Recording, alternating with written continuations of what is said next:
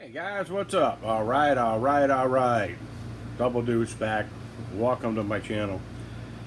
So, I got an email from Toyan Engine to say to drill this little hole. I imagine everybody else out there probably picked this up too. So, today, let's go over this thing and try to investigate this a little bit and see what's going on. Maybe there's a reason for it, maybe there's not. I don't know. We'll figure it out. So, here we go.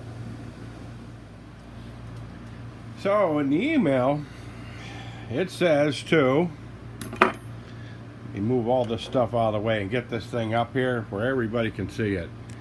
It says to drill and tap a 3mm hole right through your crankcase into your bearing saddle here. If you look right through there, you'll see it's completely through. So I didn't drill mine dead center because they didn't really have any place to put this thing. So my thought process was this. Here's the bearing that's off the front of the crank. Okay, it's an old bearing. I didn't want to put it in the dead center, so I wanted to put it back here kind of on the ridge. And I also did it just a little bit off center so it would not smash the bearing. It would kind of wedge it off to the side a little bit to hold it in place. And what I used was, I bought a bunch of these from Hot Racing. It's a 3mm tap and the drill that goes with it. So these are couple of bucks a piece. Like, I think they're like $3 or $4 or something, and they were like, believe you me, you got the correct drill and you got the correct tap, and it's DNT 3M. And they also have, I bought a 2.5mm and I think I got a 2mm, but these are a lifesaver. So I drilled the hole and I got a grub screw here. It's awful small. I might have to put two in there because if you look, this grub screw, there's enough room for two grub screws. So anywho, it's going to go in here like so, and I'm going to keep tightening this puppy down till you see it come out the other side there. Got a good light on it here. Hold on, let me get in there to the lens, and you can see it's starting to come through right there. But that's going to hold the bearing in place.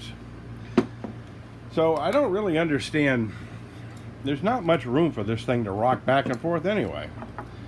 When you set the crank in there, it's just barely enough room for this to move anywhere. And my thoughts would be probably smarter, instead of drilling a hole and pressing the bearing, would be to put a shim in between here and the crank, and then put your seal on there, because this only goes in so far, and then there's like a little step inside here that doesn't let it go any further. So I don't know. They said Engine DIY, I do believe, said they tested this, so I don't know. So I'm waiting for a new crank. You can see this one. I repaired it. I welded a 6mm pin in there, and man, was that a nightmare. I don't suggest doing it. I tried to drill it out first, and this was the end result of a cobalt drill bit. You can see the end is heated up on this here, right? But it gets better. I started off with this one, and it just melted it right to nothing. This crank is probably the hardest thing I've ever had to drill in. What I had to do was grind it with a grinding wheel, grind a slot in it, and set the thing down in there and try to measure it, and it was a shit show. So this is probably a display piece only. I'm not going to run this crank for the simple fact that I couldn't get in to weld. You can see I don't know, down inside in there. You can't get nothing in there to weld it, you know. And I wasn't gonna braze it. I figured I'll just wait for the new crank to come, because if I did the mod, I put my welded crank in and it broke again, then we're really not getting anywhere.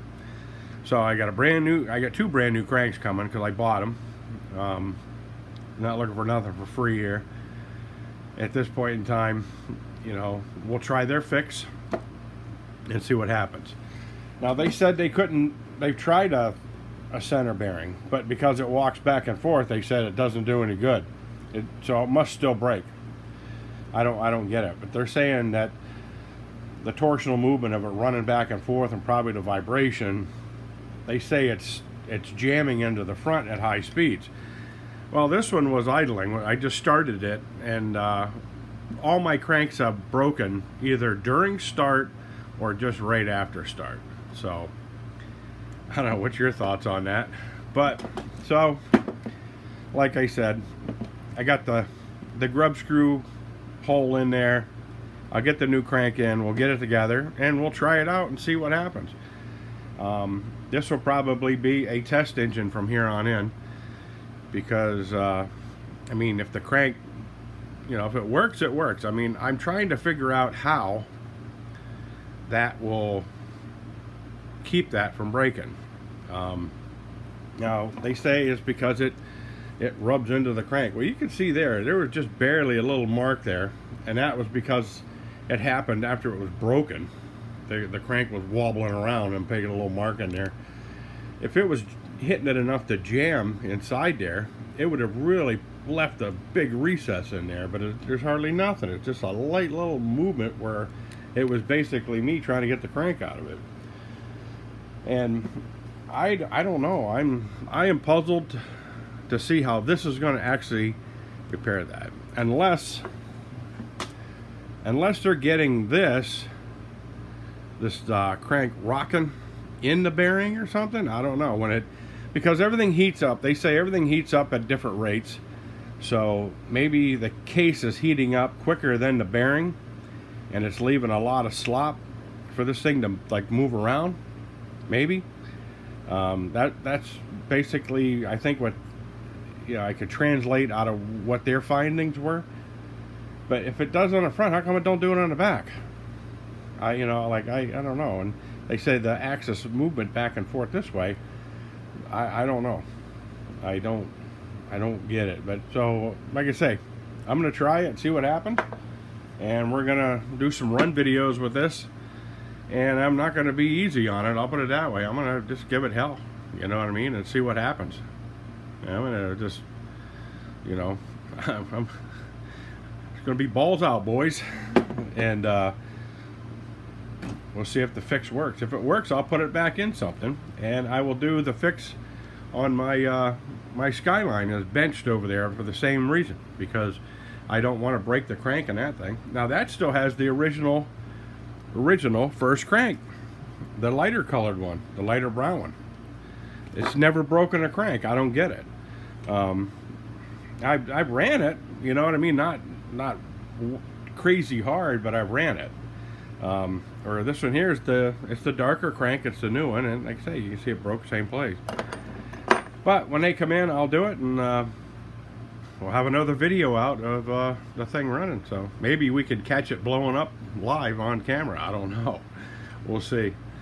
But I'd like to run it with the pan off of it, you know, just to see if I had a slow motion camera. I would like to see what kind of flex and twist and what kind of dance that crankshaft does inside there, you know, under the vibration. Because like I'd mentioned before, there's no balancer, harmonic balancer on this thing to catch any vibration. So the vibration's going back and forth through the crankshaft. And if anybody knows anything about aeronautics, helicopters and stuff like that, you can't have crazy vibration going through an aircraft, because it starts cracking around all the bolts and rivets.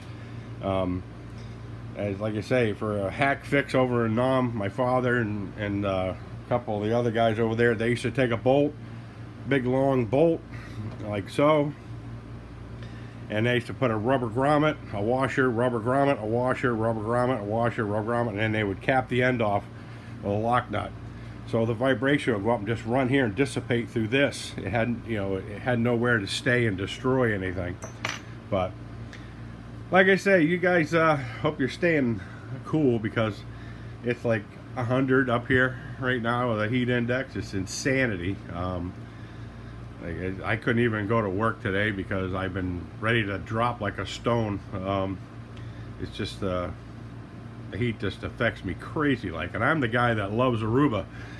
So we got to see what's wrong here. We got to get Denny back in action again. I need one of them frosty drinks in my hand out in the sun looking at scantily dressed women. That would be cool. That was my hobby. But anyways, you guys have a good one. We'll be back with another video. Like, share, subscribe if you want. Tell your friends. And you guys have a good one. Stay safe. Later.